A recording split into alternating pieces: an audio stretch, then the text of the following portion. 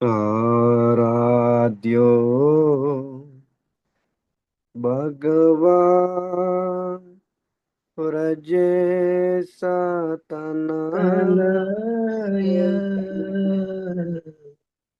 तद्धाम वृन्दावनम्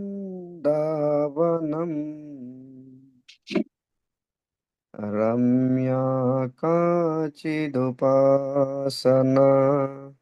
व्रजवदो वर्गेण या कल्पिता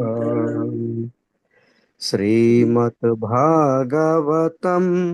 प्रमाणममालम् प्रेम पुमार्दो महा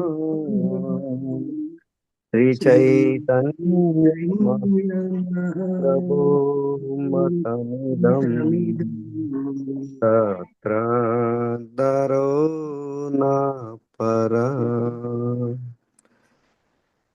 వంశీ విభూషితకరా నవనీత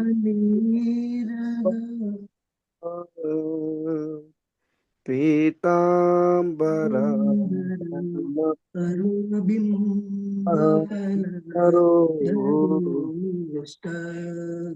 పూర్ణేందు సుందర ముఖ అరవింద కృష్ణ కిమపి తత్వహం న జానామి.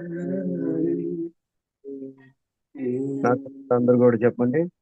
ఓం నమో భగవతే వాసుదేవాయ. ఓం నమో नमो భగవతే भगवते వాసుదేవాయ. वासुदेवाय ఓం నమో భగవతే भगवते వాసుదేవాయ. वासुदेवाय ఓం नमो భగవతే भगवते వాసుదేవాయ. वासुदेवाय ఓం నమో భగవతే भगवते వాసుదేవాయ. वासुदेवाय ఓం నమో భగవతే भगवते వాసుదేవాయ. वासुदेवाय వైష్ణవ భక్తులందరికీ నా హృదయపూర్వక ప్రణామాలు. జూమ్ సత్సంగానికి విచ్చేసిన భక్తులందరికీ స్వాగతం, సుస్వాగతం. హరే కృష్ణ.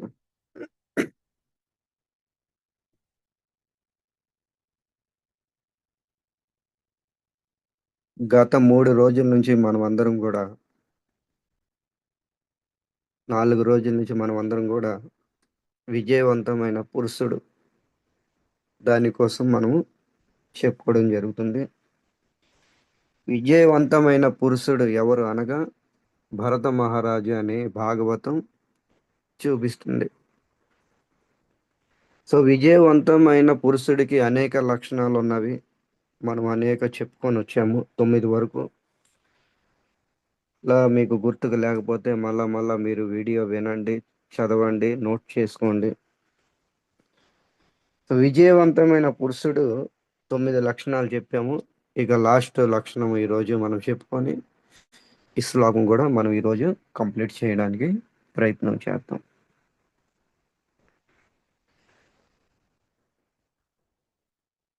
విజయవంతమైన పురుషుడు 10వ లక్షణము, నీ స్వరూపంలో నీవు స్థితుడయి ఉండు. ఇక్కడ ఏం చెప్తుంది శాస్త్రము? నీ స్వరూపంలో నువ్వు స్థితుడు అయిపో. అలా అయిన వాళ్ళు విజయవంతమైన పురుషులుగా నిలబడతారు. మన వాస్తవికమైన స్వరూపంలో మనం స్థితు అవడమే ఇదే విజయము. మన వాస్తవమైన స్వరూపం ఏంటి? జీవేర స్వరూపహై నిత్యర కృష్ణదాస్. మన స్వరూపంలో మనం స్థితులమైపోవాలి. సో మనకి భగవంతుడికి ఏదో ఒక సంబంధం ఉంది, కానీ అది అజ్ఞాన కారణంగా అది మర్చిపోయాము. అందుకే ఇక్కడ తాత్కాలికంగా భగవంతుడితో సంబంధం పెట్టుకొని ఆ సంబంధం భావంతోనే మనం స్థితులమైపోవాలి. మన స్వరూపంలో మనము స్థితులమైపోవాలి. ఇదే మహాప్రభు కూడా చెప్తున్నారు, జీవేర స్వరూపహై కృష్ణేర నిత్యదాస్. నీ స్వరూపంలో నీవు స్థితుడవ్వడము, దీని పేరే ముక్తి. ముక్తి అంటే ఇంకేదో కాదు. నీ స్వరూపంలో నీవు స్థితుడైపోయావా, ఇదే ముక్తి. జీవన ముక్తి ఇది. బ్రతికుంటుండగా ముక్తిని పొందుతాము. సో భరత మహారాజు ఆచరించి చూపించాడు అన్నమాట. సో భరత మహారాజే కాదు, భరత మహారాజుని మాధ్యం చేసి ఋషభదేవుడు యావత్ ప్రజలందరికీ కూడా మంచి ఉపన్యాసం, శిక్షణ ఇస్తున్నాడు అనమాట. మన స్థితి మనం తెలుసుకోవాలి. తెలుసుకొని మన స్వరూపంలో మనం స్థితిలో అయిపోవాలి. ఇదే ముక్తి, జీవన్ ముక్తి అంటారు.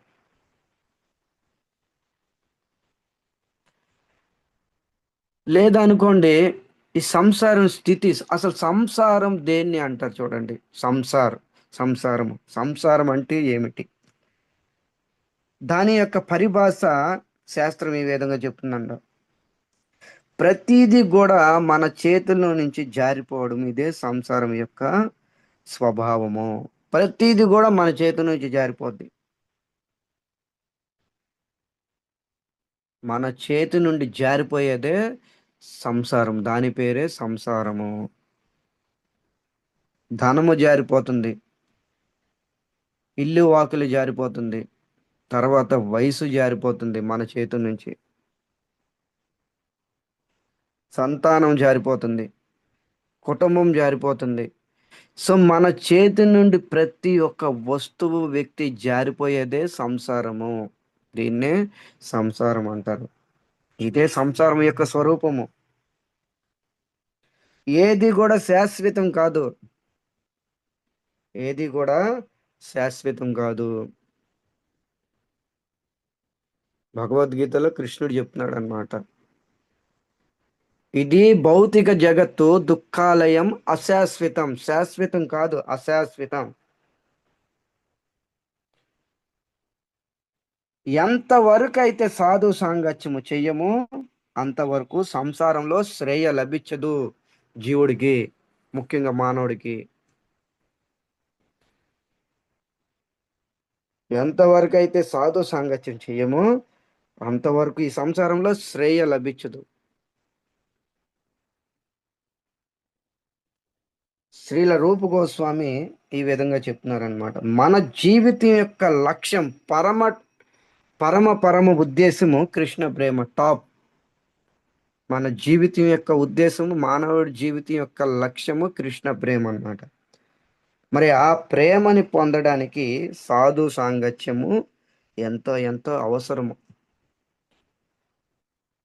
మన జీవితం యొక్క ఉద్దేశం ఏంటి? లక్ష్యము కృష్ణ ప్రేమ. ఇదే విషయము సౌనకాది ఋషులకి సూత గోస్వామి చెప్తున్నారనమాట. మానవ జీవితం యొక్క లక్ష్యం ఏంటి? కృష్ణ ప్రేమ. మరి ఆ కృష్ణ ప్రేమ పొందడానికి సాధు సాంగత్యం అనేది అవసరము. సాధు సాంగత్యం చేయాలి. ఇది మొదటి స్టెప్ అన్నమాట. సాధు సాంగత్యం అనేది మొదటి స్టెప్. శ్రీ రూప్ గోస్వామి భక్తి రసామృతంలో ఈ విధంగా చెప్తున్నారనమాట. అదో శ్రద్ధావత్ సాధు సంఘ భజన క్రియ అనత్ నివృత్తి నిష్ఠ ఆసక్తి భావ ప్రేమ. మొట్టమొదటి స్టెప్ ఏంటి? అదో శ్రద్ధావత్ సాధు సంఘ. సాధు సాంగత్యం అనేది మొదటి స్టెప్. మరి ఆ కృష్ణ ప్రేమ పొందడానికి జీవుడికి, మానవుడికి సాధు సాంగత్యం అనేది చాలా ముఖ్యమైనది. ఇదే విషయం చైతన్య చరితామృతంలో కూడా చెప్పడం జరిగింది. సాధు సంఘ సర్వసిద్ధి హాయ్, లవమాత్ర సాధు సంఘ సర్వశాస్త్ర హాయ్ హాయ్. సర్వసిద్ధి హాయ్. అన్ని శాస్త్రాలు కూడా ఏం చెప్తున్నవి? లవమాత్ర సాధు సాంగత్యం చేస్తే సర్వసిద్ధులు ప్రాప్తిస్తాయి. ఇక సాధు అంటే భక్తులు. ఇక మనమేమి తక్కువ భక్తుల యొక్క సాంగత్యం చేశామా చెప్పండి? మీరు కానీ నేను కానీ ఎవరైనా సరే తక్కువ భక్తులు సాంగత్యం చేశామా? దీక్షలు ఈ కృష్ణ చైతన్యంలోకి వచ్చిన కానీ ఇప్పటి వరకు ఈ రోజు వరకు ఎంతో మంది భక్తులు సాంగత్యం చేసాము. మరి ఎందుకు రావట్లేదు పురోగతి? ఎందుకు ఇక్కడ మరి సర్వ సిద్ధులు ప్రాప్తించట్లేదు? అంటే మహాప్రభు చెప్పింది అబద్ధమా, మనం అబద్ధమా? మహాప్రభు చెప్పింది కరెక్టే, కానీ మనం మహాప్రభు ఎవరైతే చెప్పారో సాధు సాంగత్యం, అలాంటి సాధు సాంగత్యం మనం చేయట్లేదు. అలాంటి సాధు సాంగత్యం మనం చేయట్లేదు. ఇక్కడ వృషభ దేవుడు కూడా అదే చెప్తున్నాడు అనమాట. నేను ఇవన్నీ ఎందుకంటే చెప్పాను ఈ శ్లోకానికి మీకు తీసుకొని వెళ్ళడానికి. వృషభ దేవుడు 2వ శ్లోకంలో చెప్తున్నారు కదా, నేను చెప్పుకున్నాం కదా, 5వ స్కందం 5వ అధ్యాయం 2వ శ్లోకం. మహత్ సేవా ద్వారమాహు విముక్తం తమోద్వారం యోసిత సంగి సంగం మహాంతస్తే సమచిత్త ప్రశాంత విమన్యవ సుహృద సాధవోయే. ఇక్కడ ఏం చెప్తున్నారు ఋషభదేవుడు? భక్తి కావాలంటే మహత్ సేవ కావాలి, మహత్ సేవ చేయాలి, మహాత్ములు సేవ చేయాలి, భక్తుల సాంగత్యంలో ఉండాలి. మరి ఎన్నో సాంగత్యాలు చేసాము, ఎన్నో భక్తుల సాంగత్యం చేసాము, మరి ఎందుకు మనకు పురోగతి రావట్లేదు? దాన్ని బట్టి ఇక్కడ శాస్త్రం ఏం చెప్తుందంటే మనం చేసింది ఇంతవరకు సాధు సాంగత్యం కాదు. సాధు సాంగత్యం కాదు. అసలు సాధు యొక్క పరిభాష ఏంటి? ఎవరిని సాధువులు అంటారు? ధోతి కుర్తా ధరించిన వాడు అందరూ కూడా సాధుయేనా? మెడలో జపమాల, చేతిలో జపమాల, కంఠానికి కంఠమాల, నుదుటిని తిలకము, శిఖ పెట్టుకున్న వాళ్ళందరూ సాధువులేనా, భక్తులేనా? కాదు. సాధు యొక్క పరిభాష వేరే విధంగా చెప్తున్నారు అనమాట. ఇక్కడ రూప గోస్వామి ఉపదేశ అమృతం ఒక గ్రంథం రచించారు. 11 శ్లోకాలు ఉంటాయి. ఇది వైష్ణవ్ ఎడ్యుకేషన్ లా బుక్ లాంటిది. వైష్ణవ్ ఎడ్యుకేషన్కి ఒక లా బుక్ లాంటిది ఇది. చూడండి ఎలాంటి వాళ్ళు సాంగత్యం చేయాలి ఈరోజు చెప్తుంది. ఇక్కడ ఋషభ దేవుడు చెప్తున్నాడు. ఆ శ్లోకాన్ని కోట్ చేసి శ్రీల రూప గోస్వామి ఉపదేశ అమృతంలో ఈ విధంగా చెప్తున్నారు అనమాట. కృష్ణేతి యస్య గిర తం మనసాద్రియేత. ఏం చెప్తున్నారు ఇక్కడ? ఎలాంటి వాళ్ళు ఎలాంటి వాళ్ళు సాంగత్యం చేయాలి? కృష్ణేర యస్య గిరితం మన మనసాద్రియేత. కృష్ణ ఎవరైనా చేతుల జపం పట్టుకొని జపం చేస్తారు. హరే కృష్ణ హరే కృష్ణ కృష్ణ కృష్ణ హరే హరే, హరే రామ్ రామ్ రామ్ హరే హరే అని జపం చేసేవాళ్ళు, వాళ్ళ దగ్గరికి వెళ్ళి మనసుతోనే ప్రణామాలు చేసి మనసులోనే, దగ్గరికి కూడా వెళ్ళమకు. కృష్ణేతి యస్య గిర చెప్తున్నారు. కృష్ణ నామం ఎవరైతే పలుకుతున్నారో హరే కృష్ణ మంత్రము, వాళ్ళకి మనసులోనే ప్రణామాలు చేసి ఒక్క క్షణం కూడా ఉండమాకు వాళ్ళ దగ్గర. తర్వాత దీక్షస్తి చేత్ ప్రణాభిచ్చ భజంత మిషం. ఎవరైతే దీక్ష తీసుకుంటారో, గురువుల దగ్గర దీక్ష తీసుకుంటారో వాళ్ళ దగ్గరికి వెళ్ళి దండవత ప్రణామాలు చేసి వెళ్ళిపో. అక్కడ కూడా ఉండమాకు. మొదటి స్టెప్ ఏం చెప్పారు? మొదటి క్రియ ఎవరైతే భగవన్ నామం జపం చేస్తారో వాళ్ళు కొద్దిగా దూరంలో వెళ్ళి కొద్దిగా దగ్గరగా వెళ్ళి మనసులోనే ప్రాణామాలు చేసి పారిపో, పటాపంచలై పారిపో. రెండోది, ఎవరైతే దీక్ష తీసుకుంటారో వాళ్ళ దగ్గరికి వెళ్ళి దండవత్ ప్రణామాలు చేసి వెళ్ళిపో. వాళ్ళు సాంగత్యం చేయి, మాకు మొదటి వాళ్ళు సాంగత్యం చేయకు. మరి ఎవరు సాంగత్యం చేయాలి? రూపగోస్వామిని అడిగామనుకోండి నేను, మరి ఎవరు సాంగత్యం చేయాలి? ఏ సాధు మహాత్మా ఎవరు సాంగత్యం చేయాలి? మూడో లైన్లో చెప్తున్నారనమాట. శుశ్రూషయ భజన విద్య అనన్య మన్మ ఆ? మనస్య మన్య శుశ్రూషయ భజన విజ్ఞ నిందా శూన్య. శుశ్రూషయ శుశ్రూషయ అంటే ఎవరైతే ఉం, శ్రద్ధగా వింటారో, ఎవరైతే శ్రద్ధగా ఈ భాగవతం గీత ఆ, చక్కగా వింటారో, ఆ, గురు పరంపరలో ఉండి గురు పరంపరలో ఉండి మంచి సేవ చేసుకునే వాళ్ళు, ప్రచారం చేసేవాళ్ళు, వినేవాళ్ళు, శుశ్రూషయ మొదటి స్టెప్. రెండోది భజన విక్య, భక్తి తత్వం ఎరిగినవాడు. రెండోది ఏం చెప్తున్నారు క్వాలిఫికేషను? భక్తి తత్వం ఎరిగినవాడు. మొదటి క్వాలిఫికేషన్ శుశ్రూషయ, గురు పరంపరలు ఉండాలి, మంచి సేవాభావం చెయ్యాలి, తర్వాత ప్రచారం ఈ విధంగా చెయ్యాలి. ప్రభుపాదులు చెప్తారు కదా, టీచింగ్ ఈజ్ ఎసెన్స్, ప్రచారమే సారము, ప్రచారం చేయాలి. రెండోది ఏంటి? భజన విక్య, భజన తత్వం ఎరిగిన వాడు. మూడోది నింద ఆది శూన్య, జీవితంలో ఎవరిని కూడా నింద చేయనివాడు.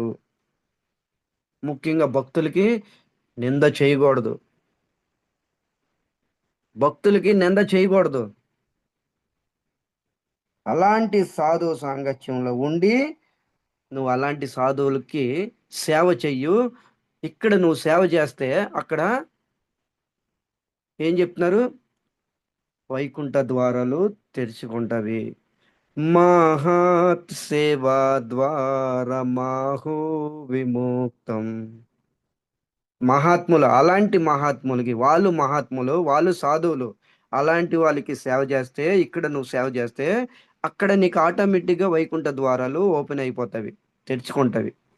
ఇది ఎవరిని కూడా నిందా భావన చేయకూడదు, ఎవరిని కూడా నిందించకూడదు. ఇది అన్నమాట. అలాంటి సాధు సాంగత్యం చెయ్యాలి. ఇక్కడ రూప్ గోస్వామి ఉపదేశ అమృతం నుంచి మనకు కోట్ చేసి చెప్తున్నారనమాట. అలాంటి సాధు సాంగత్యం చేస్తే మోక్షం, వైకుంఠ ద్వారం తెరుచుకుంటుంది, మోక్షం వస్తుందని, ముక్తికి ద్వారము, ముక్తి ప్రాప్తిస్తుందని చెప్తున్నారనమాట. మరి ముక్తి 5 రకాలు చూడండి. ముక్తి అనేది 5 రకాలు. సాష్టి, సారూప్య, సాలోక్య, సావిద్య, ఆ, సాయుధ్య. సాష్టి అంటే పరమాత్మలో లీనమైపోవడం, అంటే బ్రహ్మజ్యోతిలో లీనమైపోవడము. సారూప్య భగవంతుడు రూపం పొందడము, సాలోక్య భగవంతుడు ధామం పొందడము, సావిద్య భగవంతుడి యొక్క ఐశ్వర్యం పొందడము, సాయుధ్య అంటే భగవంతుడి యొక్క స్వరూపం, భగవంతుడి దగ్గర నికటాన పొందడము. ఈ 5 ముక్తులు కపిలముని శ్రీమద్ భాగవతం 3వ స్కందంలో చెప్తున్నారనమాట. సాధు సాంగత్యం చేస్తే ముక్తి ద్వారాలు తెరుచుకుంటవి. ఇక్కడ చెప్తున్నారనమాట 5 రకాల ముక్తులు. కానీ దాని విపరీతం ఉపదేశం కూడా చెప్తున్నారు ఇక్కడ ఋషభదేవుడు. తమోద్వారం యోసిత సంగి సంగం. అలాంటి సాధువులను వదిలేసి నీచులకి సేవ చేసావా, వైకుంఠ ద్వారాలు కాదు కదా, నరక ద్వారాలు తెరుచుకుంటవి. యోసిత అంటే ఇక్కడ శ్రీ అన్నమాట. తమోద్వారం, తమో అంటే అంధకారం, అంటే నరకం. తమోద్వారం యోసిత, స్త్రీ సాంగత్యం చేస్తే నరకానికి ద్వారం తెరుచుకుంటుంది. సో స్త్రీలు పురుషులతో కానీ, పురుషులు స్త్రీతో కానీ ఇలాంటి సాంగత్యం చేస్తే నరకంకి హేతువులు అవుతారు. ఇదే విషయం భగవద్గీతలో కూడా చెప్తున్నాడు. త్రివిధం నరకస్య ద్వారం. ఆ నరకానికి 3 హైవే లైన్లు. ఏంటిది అది? మొట్టమొదటి స్థానాన్ని దేనికి ఇచ్చాడు? కామ. కామ, క్రోధ, లోభ. ఉమ్, ఈ రెండు పక్కన పెట్టండి. భగవంతుడి కృష్ణుడు మొట్టమొదటి స్థానం దేనికి ఇచ్చాడు? కామ. కోరిక ద్వారా తమో యోషిత పరశ్రీ సాంగత్యము నరకానికి హేతు అవుతావు.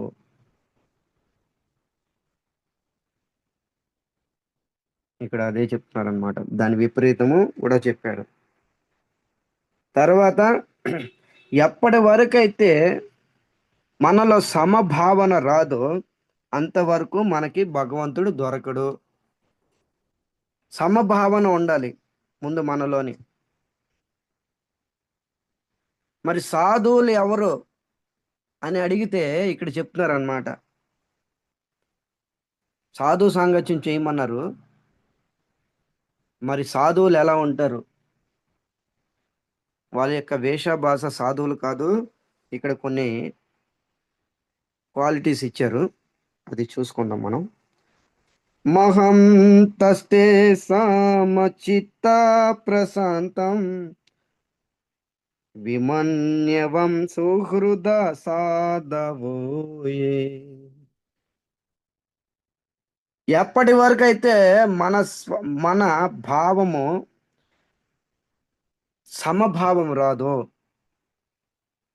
అంతవరకు భగవంతుణ్ణి ప్రాప్తించలేరు ఎవ్వరు కానీ. మీరైనా నేనైనా ఎవరైనా సరే ఇక్కడ అదే చెప్తున్నారనమాట. సమచిత్తో మహాంతస్తే సమచిత్త. సమచిత్త. చిత్త అంటే హృదయము, మనసు అని అనుకోండి, హృదయం అనుకోండి, లేదంటే బుద్ధి అనుకోండి, దేన్నైనా ఇండికేట్ చేస్తుంది. సో ఈ చిత్త అంటే ఇక్కడ మనసుని తీసుకుందాం. ఆ?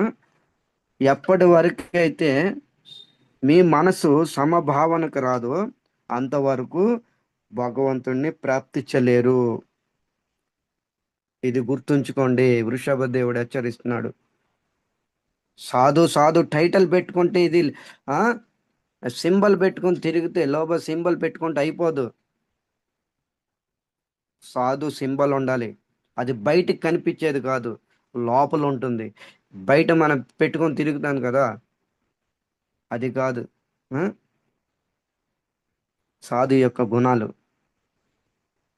చూడండి. మీకు చిన్న కలి యొక్క ప్రభావం యొక్క ఎలా కలి ముందుకు దూసుకొని వెళ్ళిపోతుందో జీవుడు హృదయంలోనికి కానీ ఇళ్లలోకి కానీ జీవుడు హృదయంలోకి ఎలా దూసుకొని వెళ్ళిపోతుందో చెప్తున్నాను చూడండి. ఇదివరకు రోజుల్లోనే హిందువులకి మహమ్మదీయులకి పడేది కాదు. అవునా? అవునా కాదు చెప్పండి. ఇదివరకు రోజుల్లో హిందువులకి మహమ్మదీయులకి పడేది కాదు. అవును ప్రభు, చిన్నప్పుడు మా ఊర్లో కూడా అంతే ప్రభు. హిందువులకి మహమ్మదీయులకి ముస్లిమ్స్కి పడేది కాదంట. తర్వాత కలి ప్రభావం ద్వారా కలి ముందుకు ప్రవేశించింది. హిందువుల్లోకే పడట్లేదు. ఒక హిందువులకే పడట్లేదు. అది హిందూ ముస్లింతో పోయింది. అది మతం పోయింది. ఇక్కడ ఒకే మతస్థులు హిందువులకే పడట్లేదు. అంటే కలి ఎంత తీవ్రంగా వెళ్ళిపోతుందో చూడండి. తర్వాత ఒకే సంస్థకి చెందిన వారితో పడట్లేదు. హిందువుల్లో అనేక సంస్థలు ఉన్నవి. అనేక సంస్థలు ఒక సంస్థ తీసుకోండి. ఆ ఒక సంస్థల వాళ్ళకే పడట్లేదు, ఒకరికొకరు పడట్లేదు. అంటే ఇంకా ముందుకు వెళ్ళిపోయింది కలి. తర్వాత సంస్థలో అనేక గ్రూపులు. దాన్ని మళ్ళీ డివైడ్ చేయండి. ఒక సంస్థ, మళ్ళీ ఆ సంస్థలో అనేక గ్రూపులు. ఆ గ్రూపుల్లో ఒక గ్రూప్ అంటే ఇంకో గ్రూపు పడదు. అంటే ఇంకా తీవ్రంగా కలి దూసుకు వెళ్ళిపోతుంది. ఇవన్నీ కూడా రామచరిత్ర మానస్లో కాక్భూషణుడు గరుక్మంతుడు చెప్తున్నాడు అనమాట. మొదటే మొదట్లోనే ముస్లిమ్స్కి పడేది కాదు. తర్వాత హిందూకు పడట్లేదు. తర్వాత ఒక సంస్థకే పడట్లేదు. ఒకే సంస్థలో గొడవలు. తర్వాత సంస్థలో కూడా గ్రూపులు అయ్యేవి. ఆ గ్రూపులు, ఒక గ్రూప్ అంటే ఇంకో గ్రూపు పడట్లేదు. మీరు ఆ గ్రూపు, నేను ఈ గ్రూపు. ఆ? ఇదే అదే కదా ఇప్పుడు జరుగుతుంది. మీరు పలానా గురువు మార శిశువులు, మేము పలానా గురువు మార శిశువులు. ఇదే జరుగుతుంది. ఇదంతా రాజకీయం, నాటకం జరుగుతుంది. మేము ఈ గురు శిశువులము, మేము ఆ గురు శిశువులు. ఇదే గొడవ. కలి ఇంకా ముందుకు దూసుకొని వెళ్ళిపోతుందంట. ఒకే గురు శిశువుల మధ్యన గొడవ. తర్వాత ఒకే గురుబాయిలో గొడవ. గురువు ఒకరే. ఆ? తర్వాత అందులోని ఒకే గురువు అంటే తన గాడ్ బ్రదర్ గాడ్ సిస్టర్స్ గొడవ. చూడండి ఇంకా ఎంతకు ముందు దూసుకెళ్ళిపోయిందో. మరి ఈ సాధువులా చెప్పండి? ఇవే జరుగుతుంది. ఇదే రాజకీయం ప్రభుపాదులు ఉన్నప్పటి నుంచి ఈ రోజు వరకు ఇదే జరుగుతుంది. ప్రభుపాదులు ఉన్నప్పటి నుంచే కాదు, ప్రభుపాదులు రాకముందు నుంచి భక్తి సిద్ధాంత సరస్వతి ఠాకూర్ వారు నుంచి కూడా ఈ రాజకీయ చదరంగం అనేది జరుగుతుంది. ఈ రాజకీయం ప్రభుపాదుల వారు మహానుభావుడు వెళ్తూ వెళ్తూ చెప్పారు, గొడవలు ఎక్కడ రావు, ఈ సంస్థలోనే మీలోనే గొడవలు వస్తాయి, దాన్ని మొక్కలుగా చేస్తారు, చీలికలు చేసేస్తారు. మరి ఈ రోజు జరుగుతుంది అదే. వాస్తవంగా చెప్తున్నా, శాస్త్రం మాధ్యం చేసి చెప్తున్నా ఈరోజు. ఇదంతా కలి ప్రభావం ఎలా ఉంటుందో మీరు తిరగేయండి రామచరిత్ర మానసు. భవిష్యత్తు ముందే చెప్పారు కాక్భూషణుడు. మరి ఇది జరుగుతుంది. ఇదే జరుగుతుంది. మరి వాళ్ళ ఎక్కడ ఉంది సమత్వము, సమభావన? వాళ్ళు సాధువులా? ఇలాగా చేసే వాళ్ళు సాధువులా? ఆ? వాళ్ళలో సమత్వం లేదు, సమభావం లేదు. ఇక్కడ వృషభదేవుడు ఏం చెప్తున్నాడు? మహాంతస్య సమచిత్త ప్రశాంత. ఆ? సమచిత్తగా ఉండాలి. అందరికీ సమానంగా చూడాలి. చిన్న పెద్ద తేడా లేకుండా, సీనియర్ జూనియర్ తేడా లేకుండా. ఇక్కడ ఎవరు ముందుకు వెళ్తే వాళ్ళని ధోతి పట్టుకొని లాగడానికి ప్రయత్నం చేస్తున్నారు. వాళ్ళ సమచిత్త, వాళ్ళు సాధు భక్తుల వాళ్ళు. ఇక్కడ డైరెక్ట్ గా రూపు గోస్వామి చెప్తున్నారు, అలాంటి వాళ్ళు సాంగత్యం చెయ్యకు. మీరు కావాలంటే రూపు గోస్వామి ఉపదేశామృతం చదువుకోండి. నేను ఎవరిని ఇక్కడ నిందాభావం చేయట్లే. నేను వ్యాసపీఠ మీద కూర్చొని ప్రభుపాద భాష చెప్తా నేను ఎప్పుడు కూడా. ప్రభుపాదుల వారు ఇదే శిక్షణ ఇచ్చారు. యథావిధంగా భగవద్గీత యథాతథం, ఉన్నది ఉన్నట్టుగా మాట్లాడాలి. ప్రభుపాదుల పేరు అభయ్. ఒక భక్తుడు ఎవరికి జడవుడు.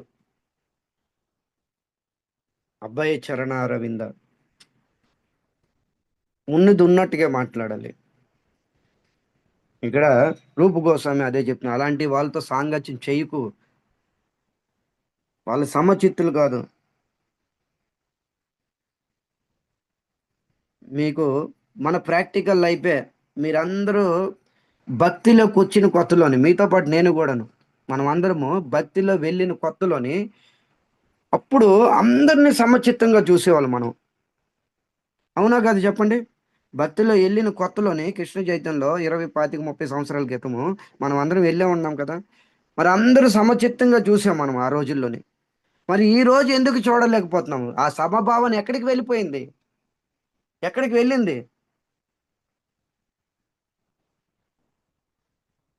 అంటే దీన్ని బట్టి మనకేం అర్థమైంది? జ్ఞానం ఎక్కువ సంపాదించుకున్నాము, నిందా భావన ఎక్కువైపోతుంది. ఎక్కువ నాలెడ్జ్ పెంచేసుకున్నారు జ్ఞానం. ఇక తెలిసిపోయింది వాళ్ళకి. నాలుగు నలుగురు భక్తుల సాంగత్యంలోని ఎక్కువ జ్ఞానం వచ్చింది. ఇక నిందా భావన, అందరినీ నిందా భావన. ఆ వ్యక్తితో మాట్లాడకూడదు, ఆ వ్యక్తితో ఎక్కడికి వెళ్ళకూడదు, ఆ వ్యక్తి ఆ ప్రభుత్వాన్ని క్లాసులు వినకూడదు. ఇదే జరుగుతుంది సంస్థలోని. నేను దేని మీద చెప్తున్నాను గుర్తుంచుకోండి. ఇక్కడ మహంతస్త్య సమచిత్త. మహానులు ఎవరు, మహాత్ములు సాధువులు ఎవరు? సమచిత్త భావన. నేను ఒకదాని మీద చెప్తున్నాను, ఇంకా ఇంకా ఇలాంటివి చాలా ఉన్నవి. వృషభదేవుడు చెప్తున్నాడు. తర్వాత కపిల ముని కూడా చెప్పాడు, ఆయన ఒక స్టైల్లో చెప్పాడు, వృషభదేవుడు ఒక స్టైల్లో. మీరేం చెప్తున్నారు? సమచిత్త సమభావన ఉండాలి. ఎక్కడ ఉంది సమభావన చెప్పండి? ఏ మాత్రము లేదు. ఆ మీకు అలాంటి వాళ్ళు దొరికితే వాళ్ళకి సాంగత్యం చేయండి, వాళ్ళతో సాంగత్యం చేయండి. అప్పుడు మహాప్రభు చెప్పిన శ్లోకం లాగు అవుద్ది. సాధు సంగ సర్వసిద్ధి హాయ్ లవ మాత్ర సాధు సంగ ఆ, అన్ని సిద్ధులు ప్రాప్తిస్తాయని మహాప్రభు చెప్పారు కదా. అప్పుడు అక్కడ లాగు అవుద్ది. మనకు మేలు జరగట్లేదంటే మనం రాంగ్ స్టెప్ వేస్తున్నాము. మనకి ఇంత నాలెడ్జ్ పెరిగిపోయింది, అందరినీ చెడుగా చూస్తున్నాం అన్నమాట. ఇది అనవసరమైన నాలెడ్జ్, శాస్త్ర నాలెడ్జ్ కాదు. ఒకసారి మహాభారతంలోకి వెళ్ళండి. ద్రోణాచార్యులు దుర్యోధనుడు రమ్మన్నాడు. తర్వాత ఆ, ధర్మరాజుని కూడా రమ్మన్నాడు. ధర్మరాజుని పంపించాడు అనమాట. అయ్యా, నువ్వు ప్రపంచం అంతా తిరిగిరా, చెడ్డవాడు ఎక్కడ ఉన్నాడో వెతుక్కొని రా, వాడి పేరు అడ్రస్ నాకు చెప్పు అనేసి. మొత్తం ప్రపంచం అంతా భ్రమించి గురువు దగ్గరికి వచ్చారు. గురువు గారు చెప్తున్నారనమాట, ఆచార్య, ప్రపంచం అంతా తిరిగాను, అందరూ మంచి వాళ్ళే, నేను ఒక్కడనే చెడ్డవాడిని. ఇది సమ సమ ఇక్కడ చెప్తున్నారనమాట. ఇదే సమచిత్త ప్రశాంత వీళ్ళని అంటారు. ధర్మరాజు ఏమన్నాడు? అందరూ మంచి వాళ్ళే, నేను తప్ప. దుర్యోధనుడు రమ్మన్నాడు, నువ్వు వెళ్ళి చూసుకురా మంచి వాళ్ళు ఎవరు ఉన్నారు ఈ ప్రపంచంలోని. ప్రపంచం అంతా తిరిగి వచ్చాడు. ఆచార్య, ప్రపంచం అంతా చెడ్డదే, నేను ఒక్కడనే మంచివాడిని. దుర్యోధనుడు భావన. మనం వ్యాసం అయితే మార్చాం కానీ దుస్తులు మార్చాము, భావం మార్చలే. దుస్తులు మార్చాం కానీ మన చిత్తు, మన హృదయము పాత పాతది ఏదైతే ఉందో, పోగు పడిపోయిన మలినంతో పోగు పడిపోయిన చిత్తు హృదయము అది తొలగట్లేదు. నీ హృదయం ముందు నువ్వు శుద్ధి చేసుకో. చేతో దర్పణ మార్జనం. నీ నీ హృదయం అనే అర్థము మురికి పట్టిపోయింది, అది తొలగించు ముందు. అది తొలగించినంత వరకు లోకమంతా పచ్చగా కనిపిస్తుంది. నువ్వు కళ్ళద్దాలు తీయు, నువ్వు కళ్ళద్దాలు పసుపు కళ్ళద్దాలు ధరించావు, పచ్చ కళ్ళద్దాలు. నువ్వు ఆ కళ్ళద్దాలు తీయు, దృష్టిని చూడు, అందరూ మంచి వాళ్ళకే కనిపిస్తారు. ప్రతి ఒక్కరు కూడా ఏదో ఒక సేవా భావంలో ఎంగేజ్ అయి ఉన్నారు. ఎవరు తగ్గట్టుగా వాళ్ళు సేవ చేసుకుంటారు అంతే. నువ్వు అది చేయకూడదు, నువ్వు ఇది చేయాలి కరెక్టు, నువ్వు ఇది చేయకూడదు, నువ్వు అది చేయాలి కరెక్టు. ఎవరు చెప్పి చేస్తున్నావు? ఎవరు నీకు అనుమతి ఇచ్చారు? ఇదే భావన, ఇదే గొడవ.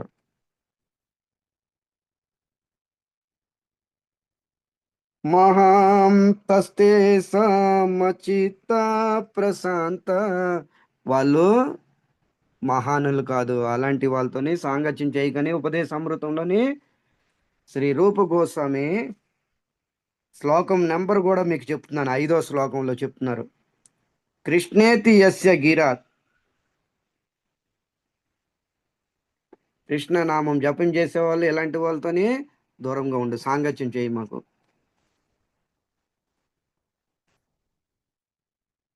సమభావంలో ఉన్న వాళ్ళే మహాత్ములు. తర్వాత ప్రశాంత. ప్రశాంత అనేది భాగవతం మొత్తం మీద ఇద్దరి కోసమే ఉపయోగించారు సుఖదేవ్ గోస్వామి. ఒకటి ప్రహ్లాద్ మహారాజు, రెండు కుచేలుడు సుధామ.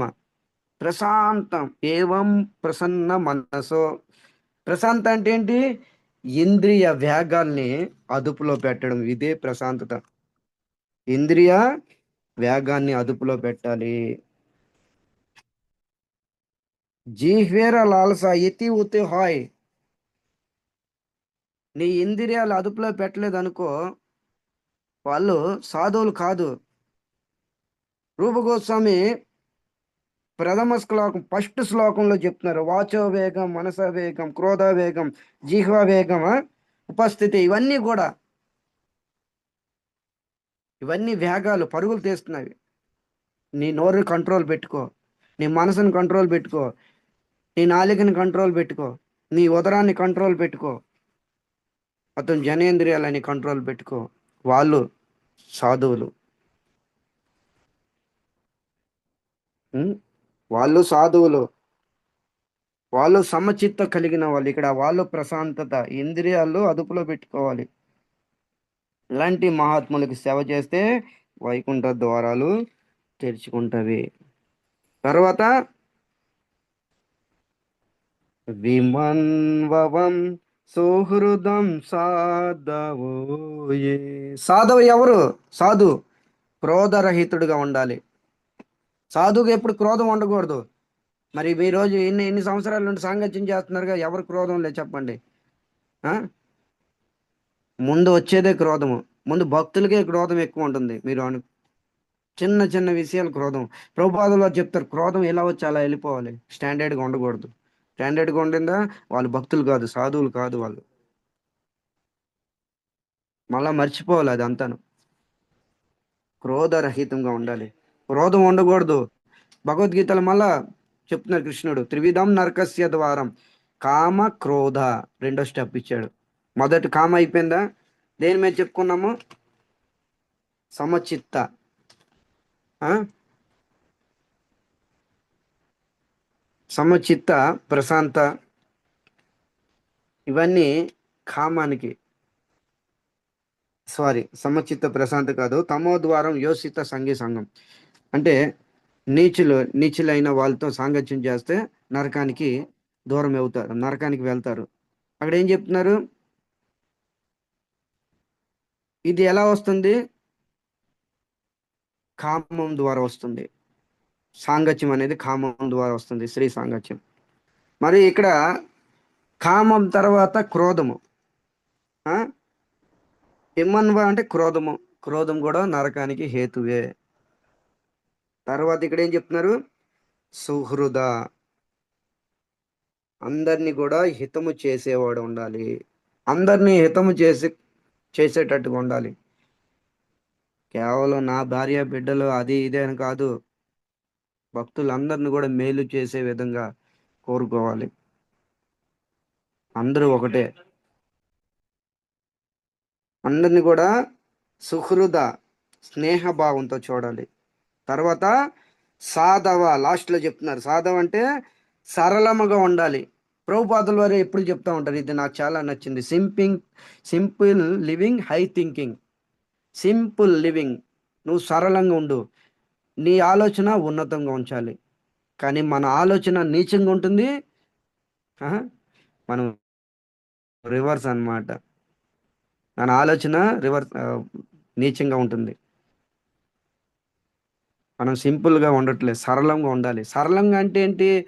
బట్టలు లేని వాళ్ళకి చినిగిపోయిన బట్టలు అది కాదు. సింపుల్ అంటే సరళం, చాలా హంబుల్, వినయంగా ఉండాలి, సింపుల్గా ఉండాలి, సరళంగా ఉండాలి.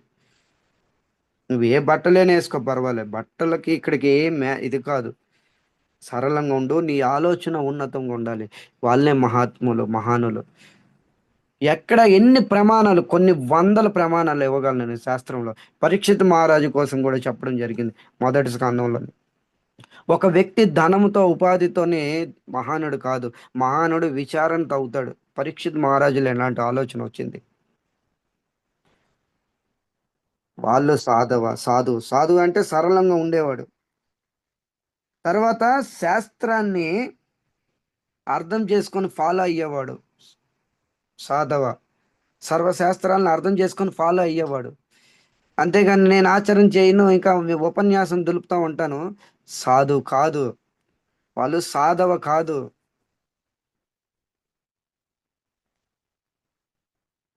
ఇక్కడ అదే చెప్తున్నారనమాట.